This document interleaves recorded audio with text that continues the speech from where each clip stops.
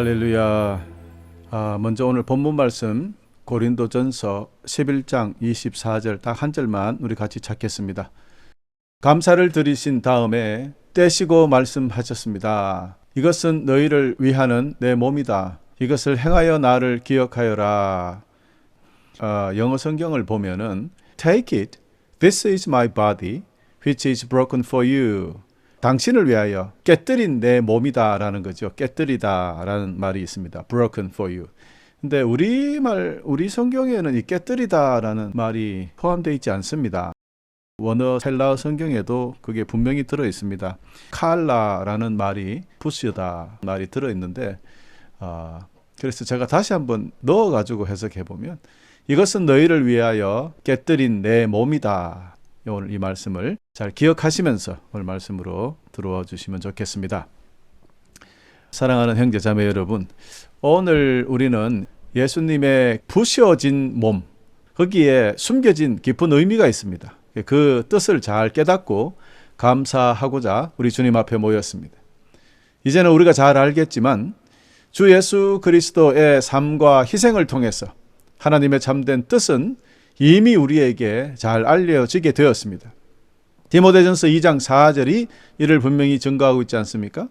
하나님께서는 모든 사람이 다 구원을 얻고 진리를 알게 되기를 원하십니다. 여러분, 그렇습니다.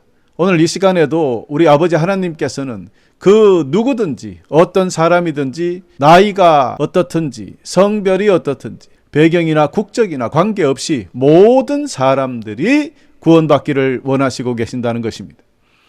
성경의 역사를 살펴보면요, 오직 이스라엘 백성들만이 하나님에 의해 선택되었고 축복받았다는 아주 강력한 오해가 구약에 있습니다. 물론 지금도 유대교도들은 아직 이스라엘만이 하나님의 백성이고 아브라함으로부터 이어오는 축복의 백성이라는 것을 강력히 주장하고 있지요. 그들 입장에서 보면은 저와 여러분은 일개 이방인일 뿐입니다. 그러나 아버지 하나님께서는 우리 주 예수 그리스도를 통해서 그분의 십자가의 죽으심과 그분의 핏값으로 세상의 모든 사람들을 구원하시려고 하나님과 사람 사이에 가로막고 있는 죄의 담을 허물어 그분의 은혜를 땅끝까지 확장시키려는 그분의 진정한 뜻을 이미 계시하셨다는 것을 알게 됩니다.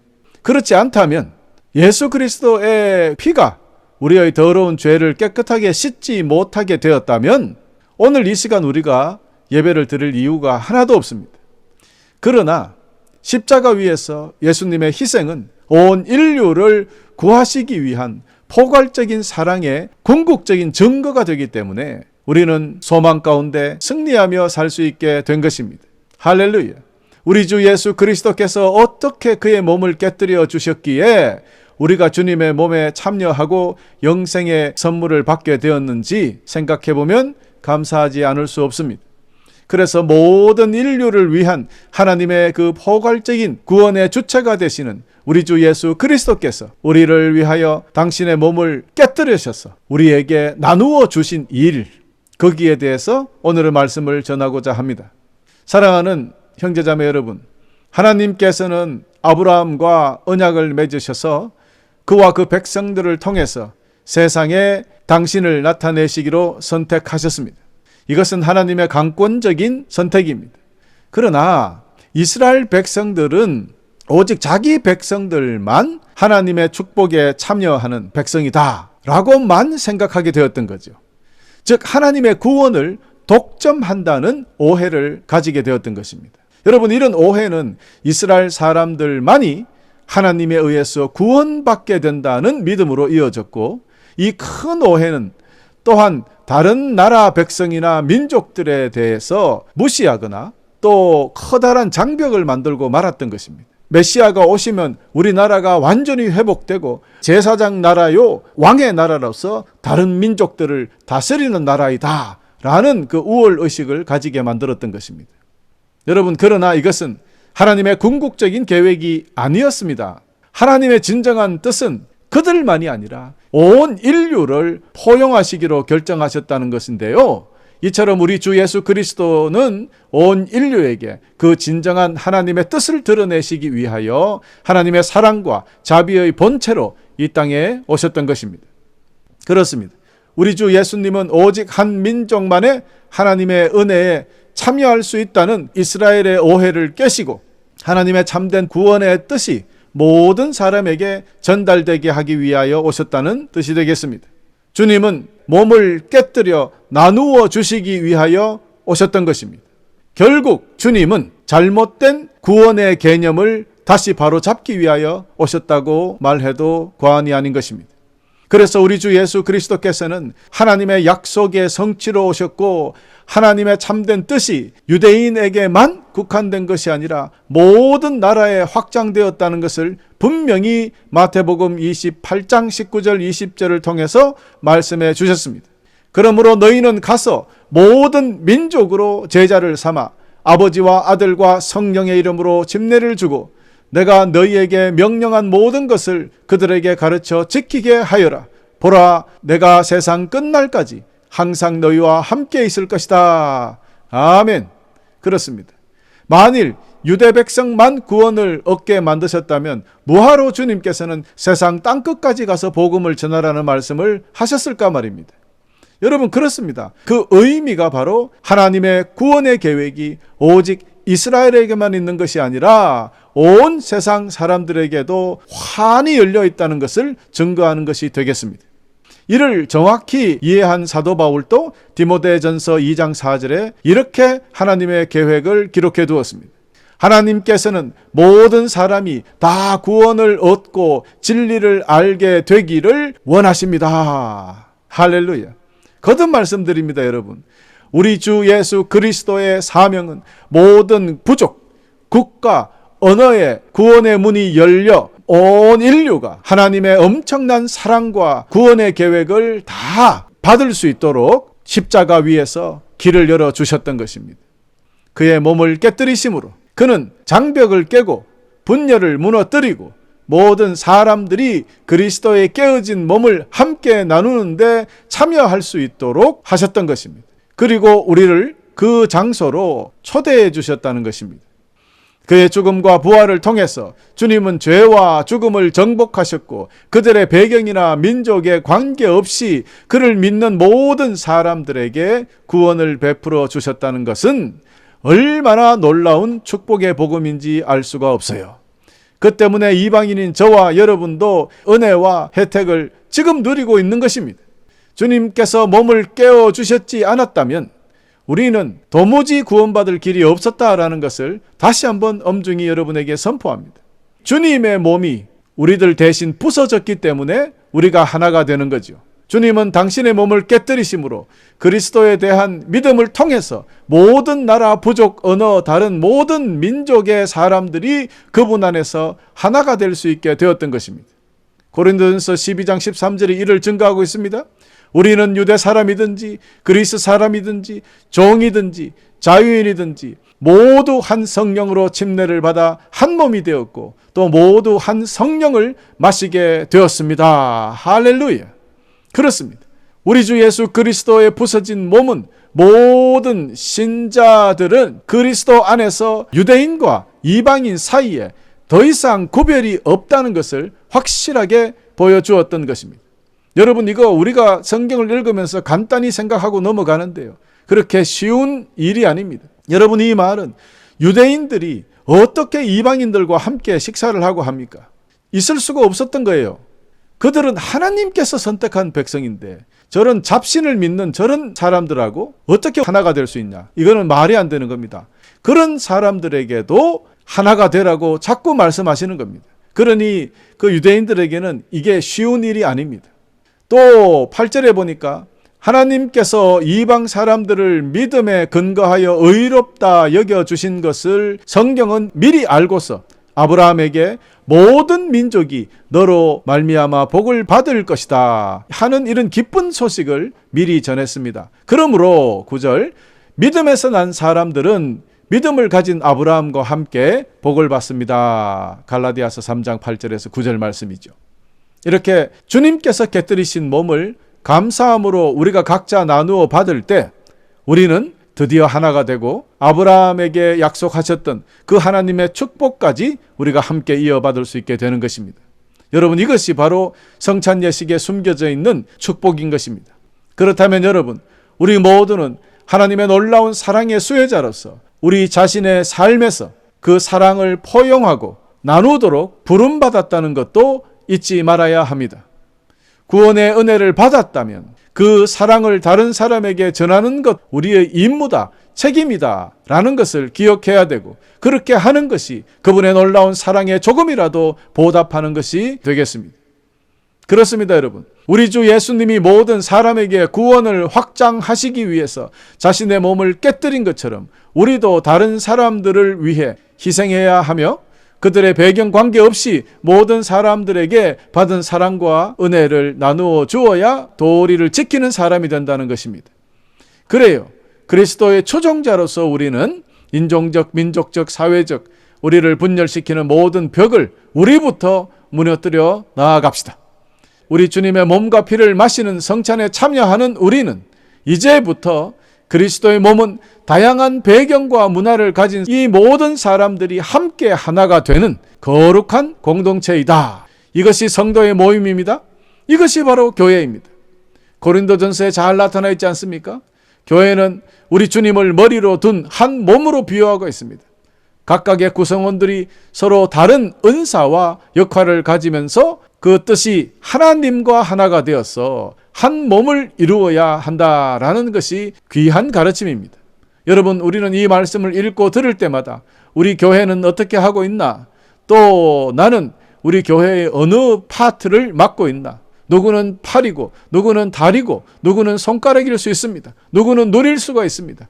만약에 내가 눈의 역할을 맡고 있으면서도 그 역할을 감당하지 못하면 지금 우리 교회는 장애인의 교회가 되고 말 것입니다. 그렇습니다. 우리 모두 그 역할을 감당할 때 우리 주님의 완전한 몸으로 거듭나게 되는 것입니다. 그럴 때 그 놀랍고 아름다운 모습을 보고 많은 사람들이 전도가 되고 또 주님의 그 사랑을 우리를 통해서 전달받게 되는 것입니다. 여러분, 여기서 중요한 것은 서로 다양한 성도님들을 서로 포용하고 인정하고 사랑하는 것은 이제 교회라면은 당연하죠. 믿는 사람이라면 당연합니다. 그런데 그 누구의 주장이나 생각이 그쪽으로 승리하는 것이 아니라는 것입니다. 무슨 말이냐? 교회마다 어떤 실권을 진 사람이 있어요. 장로님이나 어떤 권사님이나 하여간 어떤 분이 그 교회에 입김이 센 분들이 계시죠. 그분이 그렇게 어떤 말을 하면은 그쪽으로 휙 의견이 쏠려가는 그런 아주 교회가 정치적인 그런 일들을 많이 하고 있다는 것이 부끄럽지만 사실입니다. 그래서 그분과 척을 지게 되면 교회 생활이 힘들게 되고 이런 일까지 교회에 있게 돼요. 이거는 있을 수 없는 일입니다, 여러분. 교회는 그 누구의 생각이나 주장으로 이루어지는 것이 아니라 오직 성령 안에서 주님 주신 말씀으로 통일되어야 한다는 것을 여러분 잊지 마시기를 바랍니다. 오죽하면은 다시 제자를 12명을 채울 때 두 사람을 올려놓고 그들이 기도한 뒤에 뭘 했습니까? 베드로 생각으로 일어나서 내 생각에는 이 사람이 우리와 함께 했으면 좋겠다 그렇게 했습니까? 아닙니다. 투표도 안 했어요. 지금으로 이야기하면 말이 안 되는 것 같지만 제비뽑기를 했습니다. 왜 그랬습니까? 이것은 온전히 주님께 맡기려는 하나님의 뜻대로 결정하려는 그런 마음이 거기에 있었다는 것입니다. 우리 요즘 교회에서 투표 대신 제비뽑기하면 어떤 일이 생기겠습니까? 여러분, 우리 깊이 한번 생각해 볼 필요가 있겠죠? 이것은 우리가 모든 교회의 일들을 결정함에 있어서 기도하며 하나님의 뜻대로 결정이 되는, 그래서 모두가 성경으로 해석되고 성령으로 통일되는 역사가 있어야 된다라는 것을 꼭 기억하시기를 바랍니다. 교회는 깨뜨려 주신 주님의 몸을 서로 나누어 가진 사람들입니다. 그래 결국 다 함께 모여야 하나가 된다는 것을 기억하시기를 바랍니다. 우리 주 예수께서 깨뜨려 주신 몸을 함께 나눈 우리는 하나님의 은혜를 받고 주님의 부서진 몸의 수혜자로서 우리는 모든 사람들에게 구원의 초대를 전달하는 사명을 갖고 있다는 것을 기억해야 됩니다.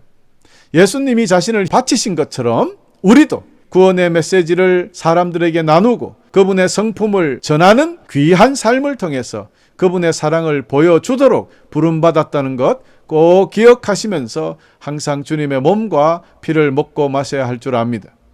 그러므로 우리는 다른 사람들이 이 놀라운 주님의 은혜의 식탁에서 우리와 함께 먹고 마실 수 있도록 최선을 다하여 그들을 초대해야 하겠습니다. 그것이 우리의 남은 사명이기 때문입니다. 우리들의 말과 행동과 태도, 또 우리들의 거룩한 삶을 통하여 구원이 필요한 세상의 많은 사람들에게 주님의 놀라운 희생을 또 사랑을 드러내며 살아야 되겠다. 삶의 전도이다. 늘 제가 말씀드리는 부분이죠. 꼭 기억하시면서 실천하시면서 살아주시기를 거듭거듭 부탁드립니다. 사랑하는 교회 여러분, 이제 말씀을 정리해 봅시다. 예수님의 몸이 깨어지지 않았을 때에, 즉 예수께서 오시지 않았을 때에요, 오직 아브라함의 후손인 이스라엘 민족에게만 구원의 은혜가 주어졌던 것은 분명합니다.